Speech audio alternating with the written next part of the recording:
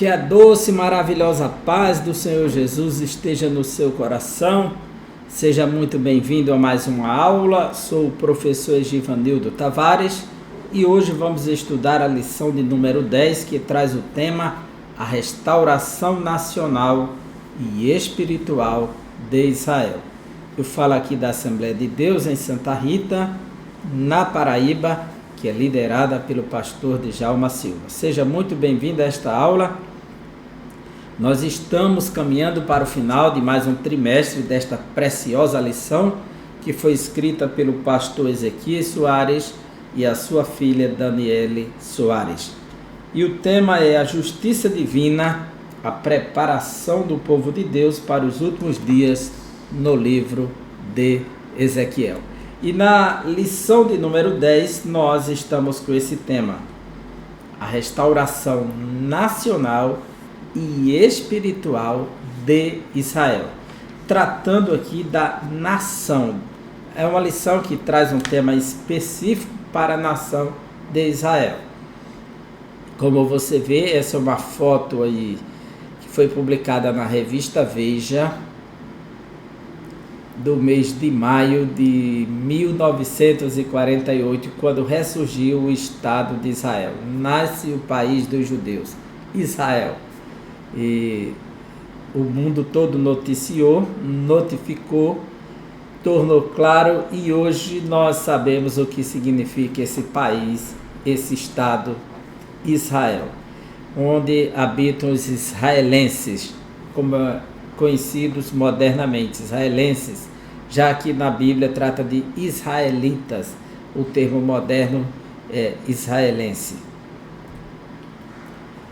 Os objetivos dessa lição são três, ela está dividida em 3 capítulos. O primeiro é apresentar o significado da visão do Vale de Ossos Secos, que está registrado em Ezequiel capítulo 37. O segundo, explicar a dispersão dos judeus entre as nações, e essa dispersão se chama diáspora.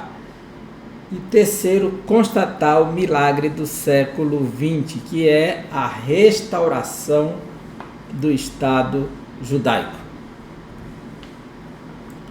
O capítulo 37 do profeta Ezequiel, esse rico capítulo, ele trata de duas temáticas dentro, embora as duas estejam voltadas para o mesmo povo. Duas temáticas. Dos versículos de 1 a 14, nós temos a restauração nacional e espiritual. Quando nós vemos aí o profeta Ezequiel profetizando, veja aqui, sobre o Vale de Ossos Secos. Isso aqui é uma pequena escultura que faz parte de várias cenas do menorá, que está de frente ao parlamento de Israel, feito no bronze. Então, quem vai a Israel, que já visitou lá o parlamento de Israel, na frente tem um menorá, um candelabro de bronze, que está esculpido diversas cenas do Antigo Testamento. E uma delas é essa preciosa cena do Vale de Ossos Secos, mostrando que esse tema ele sempre fez parte da história judaica, da tradição judaica, e é incorporado e interpretado como um evento real, não está apenas do ponto de vista imaginário, literário, mas que ele se tornou realidade para a nação de Israel. Por isso que de frente ao parlamento existe um candelabro de bronze com diversas cenas esculpidas no bronze, e uma delas é essa preciosa cena, o Vale de Ossos Secos, e Ezequiel profetizando a sua restauração. E no centro desse candelabro tem a grande imagem de Moisés sendo sustentado por Arão e Ur, enquanto ora para que Israel triunfe nas batalhas, mostrando que toda a resistência de Israel sempre foi movida pela espiritualidade, né? Mas voltemos a Ezequiel 37, de 1 a 14. Esses versículos de 1 a 14, ele trata do tema da restauração nacional da nação e espiritual, que é o encontro com o Messias.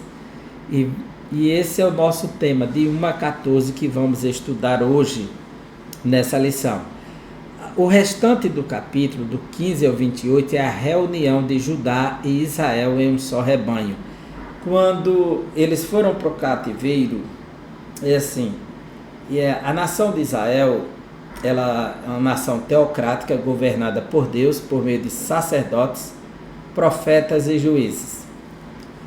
Nos dias do sacerdote e juiz Samuel, eles solicitaram um rei como as outras nações, queria que instaurasse a monarquia. E essa monarquia foi inaugurada por Saul, foi o primeiro rei do Reino Unido. Esse Reino Unido que Saul administrou, reinou, ele foi substituído por Davi, que reinou 40 anos. Davi veio a óbito e o seu filho Salomão assumiu o trono por 40 anos. Então tem 40 de Saul, 40 de Davi e 40 de Salomão. E após esses 120 anos, o reino foi dividido. Então deixa de ser uma monarquia unida, porque há um cisma, uma divisão, e forma-se duas monarquias, o reino do norte e o reino do sul. O reino do norte ficou com Jeroboão, que passa a governar 10 tribos, e o reino do sul ficou com Roboão, filho de Salomão, que ficou com 2 tribos. E nesse processo todo de reino dividido, tanto Jeroboão levou o povo a pecar, quanto Roboão de Judá. Então o reino do norte, Israel, tendo a capital Samaria, e o reino do sul, Judá, tendo por capital Jerusalém. Ambos pecaram contra o Senhor. No ano 722, os assírios, que estavam na parte nordeste da Mesopotâmia, os assírios, que tem a capital, a cidade da Assíria, o país Assíria, e a capital Nínive, eles vieram e atacaram o reino do norte em 722 e levaram para o cativeiro. Depois, o reino do sul, em 605, é arrastado, começa um processo que vai de 625 a 587, levando o povo para a Babilônia, o reino do sul. Então, as 12 tribos foram arrastadas, uma para a Assíria e outra para a Babilônia e Pérsia. Mas Deus, que conhece o seu povo, que foi para o cativeiro, que se espalhou, dispersou, ele prometeu restaurar e reunificar as tribos de Judá, que era Judá e Benjamim, o reino do sul, e Israel, as 12 tribos, em um só reino, como foi nos dias de Saul, como foi nos dias de Davi, como foi nos dias de Salomão. E esse capítulo 37, 15 a 28, trata dessa reunificação dos povos em um só reino, um só rebanho, no qual Davi reinará sobre eles, que é o título do Messias, aqui é Davi, que é a pessoa de Jesus. Então trata desse tema, reunificação. O ressurgimento, quando o povo volta do cativeiro babilônico, já volta um só povo, e todos serão chamados de judeus a partir daí. E atualmente essa nova restauração de 1948 também mantendo a unidade entre os dois povos. O que está faltando é essa restauração espiritual, que entendemos que só se tornará realidade com a chegada do Messias. O nosso textuário nos diz assim: e assim todo Israel será salvo. Como está escrito, de Sião virá o libertador e desviará de Jacó as impiedades. Romanos 11 e 26. É interessante que Paulo escreveu a carta aos Romanos E nos capítulos 9, 10 e 11, ele deu uma maior ênfase sobre o destino da sua nação, do seu povo. E nesses capítulos 9, 10 e 11, Paulo começa dizendo assim, capítulo 9, versículo 1 de Romanos: em Cristo digo a verdade, não minto, dando-me testemunho a minha consciência no Espírito Santo, e tenho grande tristeza e contínua dor no meu coração, porque eu mesmo poderia desejar ser separado de Cristo por amor de meus irmãos, que são meus parentes segundo a carne, que são israelitas, dos quais é a adoção de filhos, e a glória, e os concertos, e a lei, e o culto, e as promessas, dos quais são os pais, e dos quais é Cristo segundo a carne, o qual é sobre todos Deus bendito eternamente. Amém. Paulo está dizendo que ele diz a verdade e não mente, ele tem uma profunda dor no coração, e o Espírito testifica isso com ele, dá prova que ele está falando a verdade, que se fosse preciso ele queria ser anátema para poder salvar o povo da sua nação, os israelitas, mas não pode fazer isso.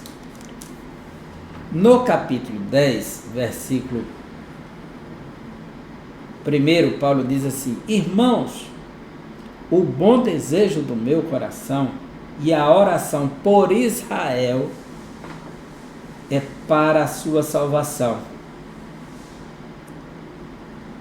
O testemunho que Paulo dá e o bom desejo do seu coração e oração é para a salvação de Israel. Então o desejo de Paulo é que Israel seja salvo. No capítulo 11 ele diz: digo, pois, porventura rejeitou Deus o seu povo, não a igreja, mas o Israel? De modo nenhum, porque também eu sou israelita, da descendência de Abraão, da tribo de Benjamim. Deus não rejeitou o seu povo que antes conheceu. Ou não sabeis o que a Escritura diz de Elias, como fala a Deus contra Israel, dizendo? Então Paulo está dando testemunho quanto Israel ainda está no foco da atenção de Deus. Só que há um ponto interessante aqui. Que o que foi que fez com que Israel tropeçasse? É que o Cristo foi revelado como uma pedra, e ao invés de eles se apropriarem da pedra, acreditar nela, confiar nela para construir o reino em cima dela, eles tropeçaram na pedra. Os gentios acreditaram na pedra, a pedra de esquina. Romanos capítulo 9. Paulo vai dizer isso nos versículos finais, versículo 31 e 32. Mas Israel, que buscava a lei da justiça, não chegou à lei da justiça. Por quê? Porque não foi pela fé, mas como pelas obras da lei, tropeçaram na pedra de tropeço. Aqui no capítulo 9, Paulo mostra como Deus sempre escolheu Israel para essa missão tão nobre, quando escolheu Abraão, quando escolheu Isaac no lugar de Ismael, quando escolheu Jacó no lugar de Esaú, e Deus foi se revelando o seu grande projeto. Então Paulo diz que capítulo 9, versículo 27, porque o capítulo 11 de Romanos, versículo 26, diz: e assim todo Israel será salvo. Então toda a nação vai ser salva, independente de alguma coisa. Não. Esse todo Israel que Paulo está falando é esse daqui, todo remanescente. Todo que crê no Messias como remanescente. Veja só, no capítulo 9, versículos 26 e 27, Paulo diz assim: e sucederá que no lugar que lhes foi dito, vós não sois meu povo, aí serão chamados filhos do Deus vivo. também Isaías clama acerca de Israel. Ainda que o número dos filhos de Israel seja como a areia do mar, o remanescente é que será salvo. Ainda que Israel seja como a areia do mar, somente o remanescente será salvo. Esse é o ensino do apóstolo Paulo, que não pode ser alterado, que é o ensino do Senhor. Porque muitas vezes a gente pode ver um texto desse, a Bíblia está dizendo que todo Israel vai ser salvo, mas todo remanescente. É isso que Paulo está dizendo no capítulo 9. E um texto não pode estar em contradição ao outro. Então esse todo Israel é todo remanescente.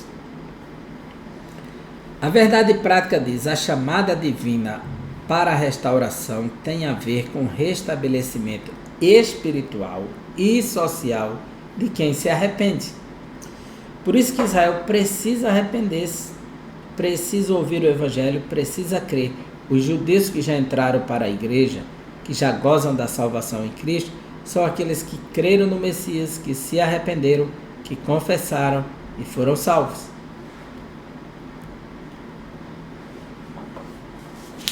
A nossa introdução nos diz: a lição de hoje é um estudo sobre a restauração nacional e espiritual de Israel. Tanto vai tratar dessa restauração física, política, social, quanto vai falar da restauração escatológica espiritual. A visão que Ezequiel teve do vale de ossos secos descreve numa linguagem metafórica, que a gente vê a figura de linguagem aí, como Israel voltará a ser uma nação soberana reconhecida na comunidade internacional. E se Deus promete, isso se cumpre, tem que ser realidade, né? A palavra profética contempla uma restauração completa, política e espiritual.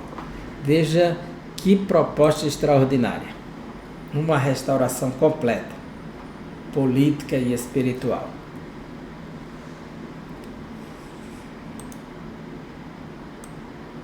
Aqui nós temos, nesse primeiro capítulo, um tema sobre o significado do vale de ossos secos.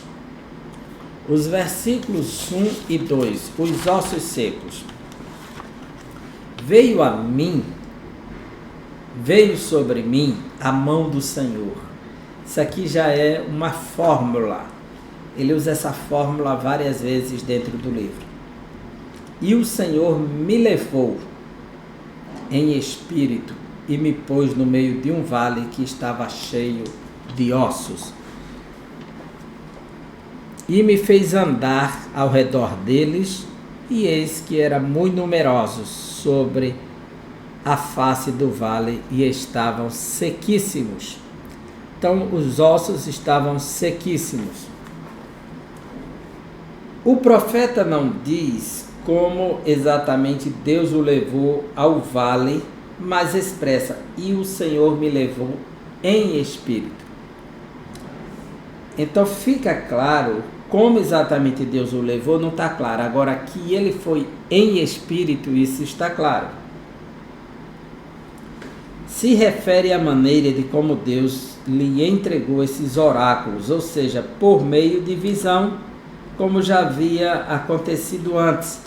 A gente vê já no capítulo 1, versículo 1, que ele disse que teve uma visão.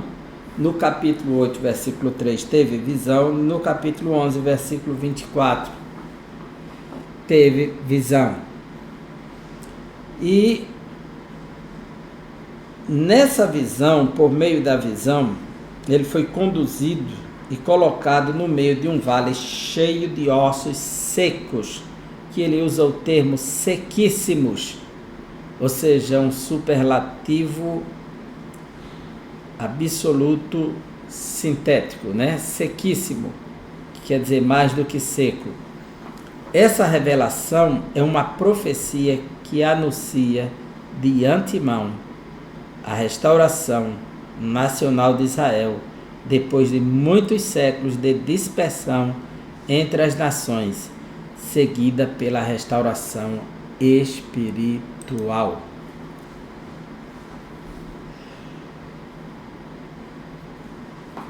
O que nós podemos ver aqui, nesse texto, desta lição, é que Deus está agindo em prol de Israel depois de duas diásporas. A primeira diáspora aconteceu de 605 a 539, foi provocada a diáspora babilônica, né? Pelo Império Babilônico. Então, a diáspora babilônica. A segunda diáspora, que acontece no ano 70 depois de Cristo até 1948, é a diáspora romana, provocada pelo Império Romano. Nessa proposta, Deus conduz o profeta, ou seja, o próprio Deus deslocou ele até um local, um vale de ossos secos, na visão, e ali mostrou para ele. Depois Deus o obrigou a se mover junto daqueles ossos. O texto diz claramente: e me fez andar ao redor deles. E aí vem a pergunta: filho do homem, poderão reviver estes ossos?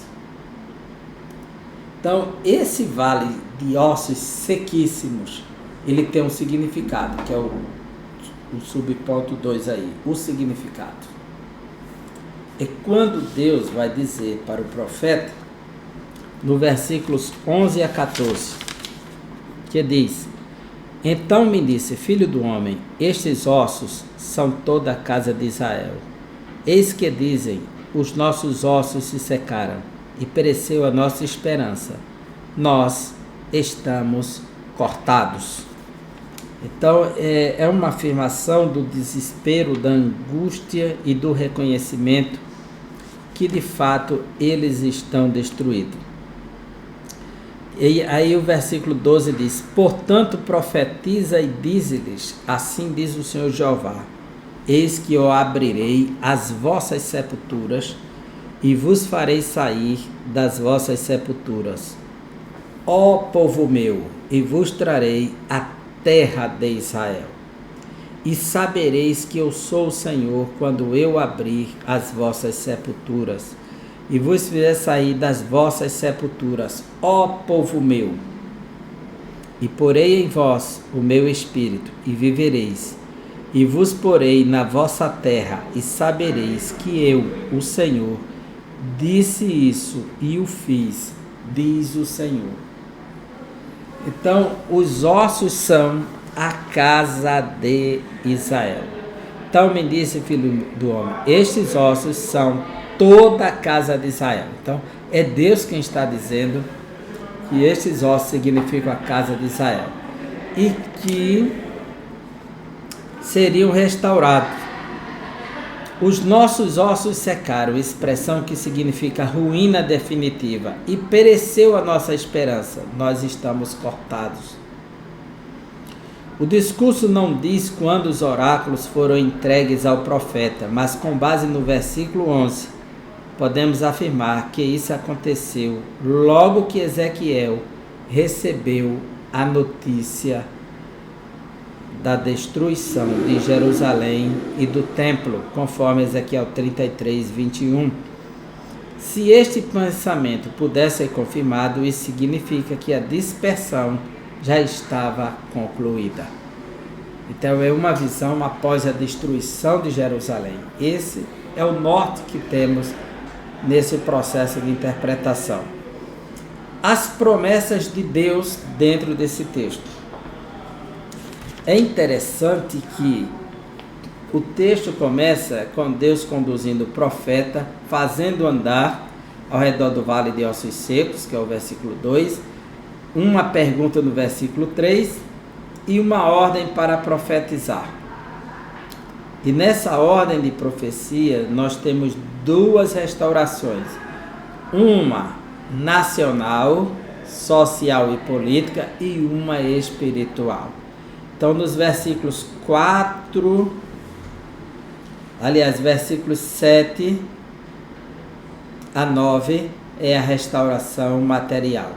E versículo 10 é a restauração espiritual. É isso que nós vemos aqui nesse capítulo, né? Então, a diáspora estava prevista. O que seria diáspora? Diáspora significa dispersão. Dispersão. O mesmo Deus que fez as feridas, Ele mesmo as ligará, Ele mesmo as curará, fechará. O mesmo Deus que advertiu o povo, ainda nos dias de Moisés, da diáspora em caso de desobediência aos mandamentos de Javé, prometeu trazê-los de volta. O mesmo que falou da diáspora em caso de desobediência aos seus mandamentos, foi o Deus que prometeu restaurar, conforme Jeremias 31, 17, Ezequiel 11, 17, Deuteronômio 28, 25, 36 e 37, tudo são promessas de restauração. Então, a possibilidade de acontecer essa diáspora, essa dispersão do povo judeu pelas nações, estava profetizada. Isso só iria acontecer caso houvesse desobediência aos mandamentos do Senhor. E assim aconteceu. Mas a promessa de restauração está presente em todos os textos também. Eu os trarei de volta, eu os trarei de volta. O texto, ele se tornou então o texto da esperança de Israel. Os judeus que estavam na diáspora sempre liam Ezequiel 37. O livro do Êxodo, que é o livro da peregrinação e da libertação, e o livro de Ezequiel, com esse tema do Vale de Ossos, se tornou um tema muito importante na tradição judaica. Segundo os estudiosos, e o arqueólogo Igael Yadin, que fez pesquisas na região de Massada, ele encontrou lá diversos manuscritos da profecia de Ezequiel 37. Ou fragmentos, o que mostra que o povo judeu estava sempre ligado a esse tema, a essa profecia. Agora no capítulo 2,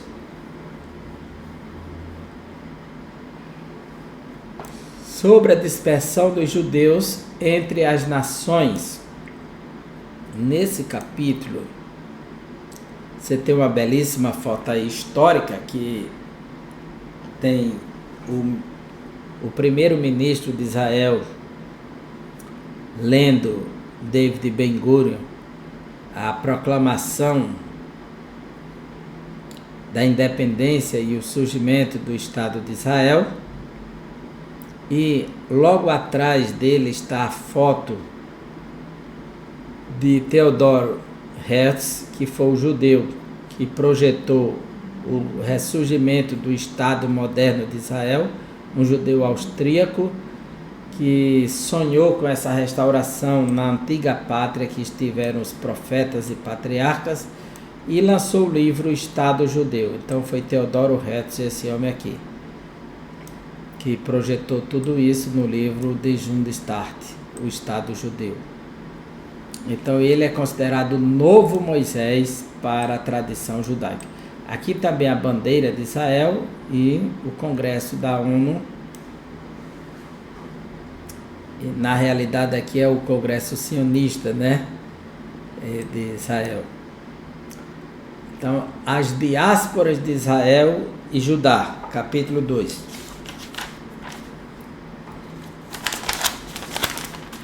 Sobre a dispersão dos judeus entre as nações. As diásporas de Israel e Judá. As primeiras diásporas A primeira diáspora começou em 605 a.C., quando o rei Nabucodonosor subordinou Joaquim, rei de Judá, aos babilônios. O cativeiro assírio de 722 a.C., faz parte da primeira dispersão, que são as 10 tribos.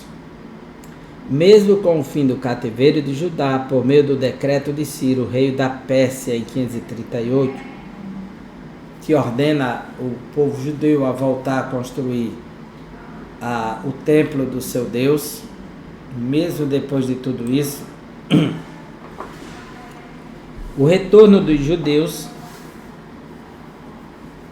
principalmente lá vindo da Pérsia, voltaram para a terra de Israel. Desde então eles continuaram por toda parte. Nos tempos do Novo Testamento havia comunidades judaicas nos grandes centros urbanos no vasto Império Romano. Então a profecia de Ezequiel se refere a uma diáspora posterior. Por quê? Porque aqui em Ezequiel 37 está escrito, profeta Ezequiel 37, ele vai dizer assim: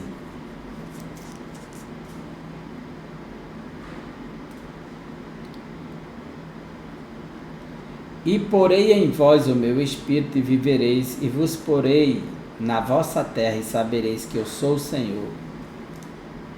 Eu, o Senhor, disse isso e o fiz. A promessa que nós temos aqui é que Deus fará uma restauração total de Israel. 21. Dize-lhes, pois assim diz o Senhor Jeová, eis que eu tomarei os filhos de Israel de entre as nações para onde eles foram e os congregarei de todas as partes e o levarei à sua terra. Então, a proposta de restauração total. Nós temos a primeira diáspora babilônica, 605, e a de 70, que é a romana. Renasce Israel, o Estado. O retorno dos judeus a que se refere a profecia diz respeito à segunda diáspora anunciada de antemão pelo Senhor Jesus em Lucas 21, 24, que os judeus seriam dispersos por todas as nações entre os gentios.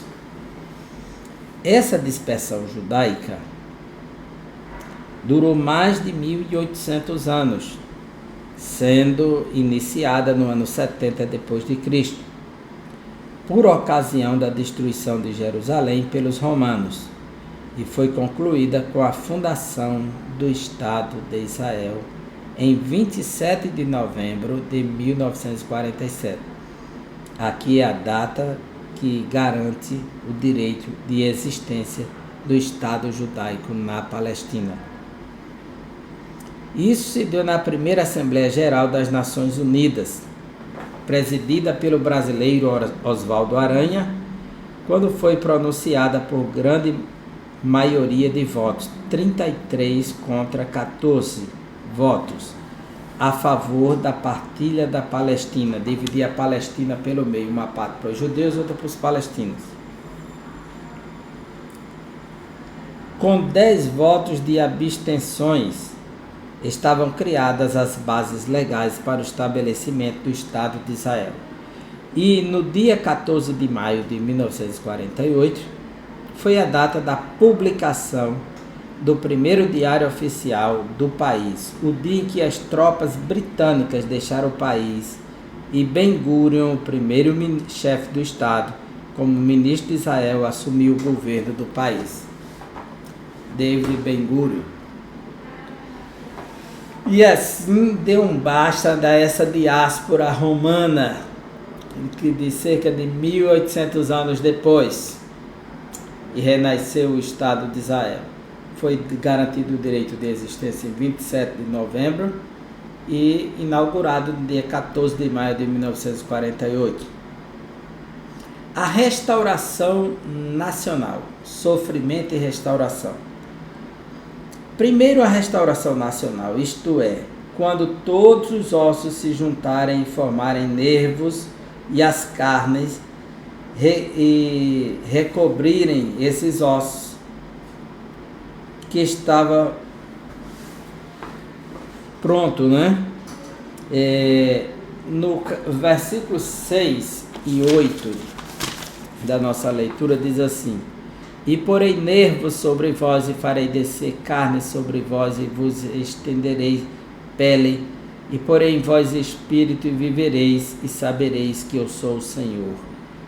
Versículo 8: e olhei, e eis que vieram nervos sobre eles, e cresceu a carne, e estendeu-se a pele sobre eles por cima, mas não havia neles o espírito. Veja que é uma restauração nacional, mas não é espiritual ainda. Não havia neles o espírito. Primeira restauração nacional, isto é, quando todos os ossos se juntarem e formarem os nervos, as carnes, recobrirem esses ossos. Estava, pois, o corpo pronto. A restauração de Israel em um só dia, depois das dores de parto. Essa profecia é geralmente interpretada como o sofrimento do povo judeu do período nazista. É quando todo o sofrimento e perseguição judaica e antissemitismo ganhou sua maior expressão. E ela terminou com o renascimento do Estado de Israel. A fundação do Estado de Israel é cumprimento das promessas do retorno. Está em Ezequiel 36, 24, 37, 21, Amós 9, 14, 15. Então tudo isso tem que se cumprir. São profecias.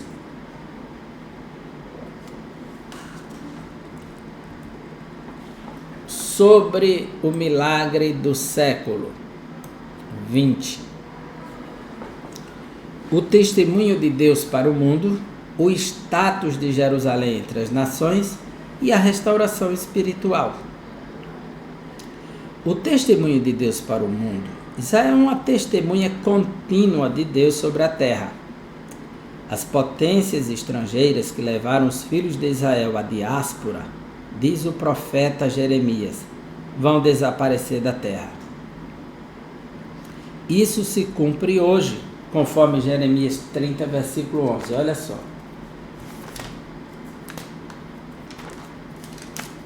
Jeremias, capítulo 30, versículo 11. Porque eu sou contigo, diz o Senhor, para te salvar, porquanto darei fim a todas as nações, entre as quais te espalhei. A ti, porém, não darei fim, mas castigar-te-ei com medida, e de todo não te terei por inocente. Então Deus promete fazer justiça. Mas a promessa garante a existência de Israel até o fim de tudo. Israel está aí. Os ossos secos já reviveram. O corpo foi formado, mas não havia neles espírito, diz a palavra profética, conforme o versículo 8. Mas não havia neles o espírito. E isso é o que falta a Israel hoje, o espírito. Então, a restauração nacional já é realidade. Mas a restauração espiritual não. Israel ainda está presa a muitas coisas e não reconhece o Messias como seu Salvador. Estão esperando um outro Messias e não o que já veio. E essa restauração de Israel levou a outra situação, pois quando fez a linha divisória para que formasse o Estado palestino e o Estado judaico, a Jerusalém antiga, ou Jerusalém oriental, ela ficou no comando dos palestinos até a guerra de 1967, a Guerra dos 6 Dias. As potências estrangeiras pressionam o governo de Israel sobre o status de Jerusalém. Entre outras coisas, Israel é um Estado soberano desde 1948.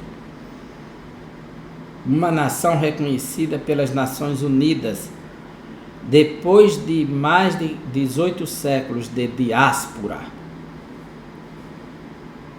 mas está ainda sob pressão internacional. Jerusalém continua sendo pisada pelos gentios até que o tempo dos gentios se completem, como anunciou o Senhor Jesus. Jerusalém ficou até 1967 no comando dos árabes. Na Guerra dos 6 Dias, os judeus conquistaram ela de volta. Porém, transformaram ela na sua capital, já que a ONU reconhece como capital Tel Aviv para Israel, e não Jerusalém. Mas, a partir da Guerra dos 6 Dias, eles adotaram que a sua capital seria Jerusalém. Mas a ONU não reconheceu a pedido dos árabes. Existe protesto no mundo todo para que os judeus devolvam Jerusalém para os palestinos. Mas, no dia que eles conquistaram a Jerusalém Oriental, o Muro das Lamentações, esse que você está vendo aqui atrás. Então, não é David Ben-Gurion, Moshe Dayan, o general, que era o líder das Forças Armadas, ele chegou junto ao Muro das Lamentações, fez um pedido de paz no bilhete e colocou na frente do muro. E ali ele falou publicamente para todos ouvirem: chegamos ao lugar mais sagrado da nossa nação e nunca mais nos afastaremos dele. Veja que frase: nunca mais nos afastaremos dele. Então, o status de Jerusalém entre as nações ainda é duvidoso. Jerusalém tem sido pisada e rejeitada como capital do povo judeu. A restauração espiritual, quando o Espírito da graça e de súplica vier sobre os judeus, conforme Zacarias 12:10 e Ezequiel 37, 23 a 28, aí ocorrerá a restauração espiritual. Ela será promovida pela vinda do Messias. A palavra profética vislumbra esta promessa. É o que falta no momento em Israel. Devemos amar o povo de Israel e orar pela paz de Jerusalém. Nosso dever é amar esse povo, essa nação e os seus projetos, pois nós somos devedores. Pois o apóstolo Paulo diz isso, que os gentios devem aos judeus, no capítulo 15 de Romanos. A nossa conclusão é que nem mesmo as duas diásporas dos judeus e as constantes perseguições promovidas pelo antissemitismo, os antissemitas, aqueles que se opõem aos judeus, que semita vem de Sem, as semitas, e Abraão era um descendente de Sem, então é o antissemitismo. Eles puderam neutralizar as promessas de Deus, toda a perseguição. Pelo contrário, elas ajudaram a validar essa promessa, a restauração da diáspora. Israel sobreviveu a todas as intempéries da vida e existe como nação soberana desde 1948. A visão do Vale de Ossos Secos revela a situação dos judeus na diáspora e, ao mesmo tempo, anuncia de antemão o poder e a misericórdia de Deus em restaurar o seu povo, Israel, e transformá-lo em uma nação soberana e poderosa no meio da terra. Isso aqui é uma realidade. Israel hoje, o país de Israel é uma startup na área de tecnologia, lidera no mundo, com projeção de progresso, aberturas para novos empregos, um estado que exporta muito da sua matéria-prima e do seu produto que planta e colhe, tanto frutas quanto flores, minérios. Um país rico, muito rico em todas as áreas, muita prosperidade, porque Deus prometeu restaurar essa nação.